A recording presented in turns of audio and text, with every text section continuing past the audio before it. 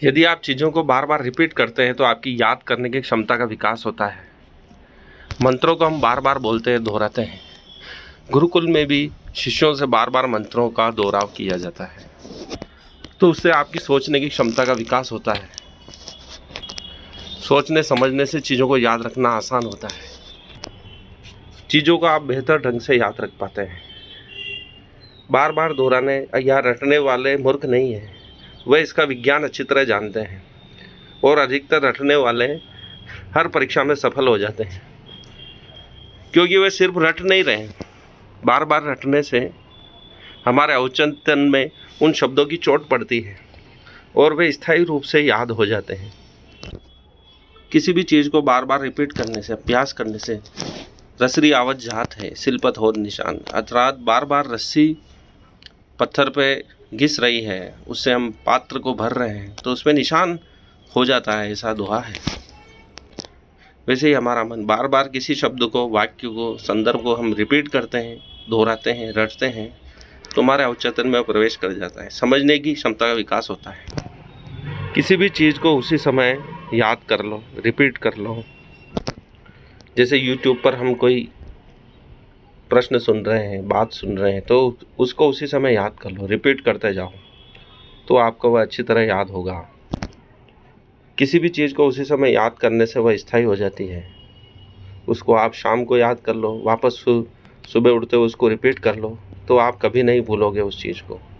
किसी भी चीज़ को उसी समय समझने से वह स्थायी याद हो जाती है।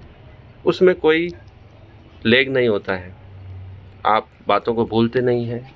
चीज़ें स्थायी रूप से आपके अवचेतन में प्रवेश कर जाती है। अवचेतन में कोई चीज़ प्रवेश कर जाती है तो उसे भूलना बहुत कठिन हो जाता है। बहुत सारी यादें ऐसी हैं जिनको आप याद करते भी नहीं हैं और वो अचानक प्रकट हो जाती है। उसका कारण है कि वे अवचेतन में बैठी हुई हैं।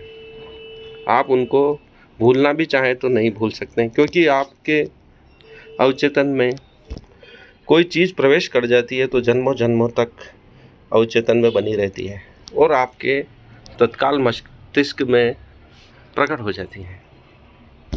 इसलिए चीज़ों को जब आप सुनते हैं तो ध्यानपूर्वक सुनें, एकाग्र होकर सुनें और उन्हें रिपीट करें।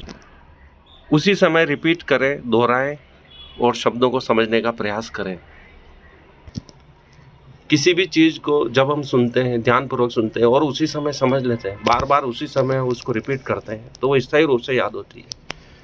कोई भी चीज़ हम सुन रहे हैं और सोचते हैं कि बाद में उसे याद कर लेंगे, समझ लेंगे, तो वो कभी संभव नहीं होता है।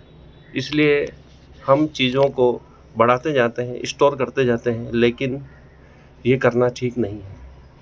हम कभी भी उन चीज़ों को नहीं देखेंगे जिनको हम छोड़ चुके हैं।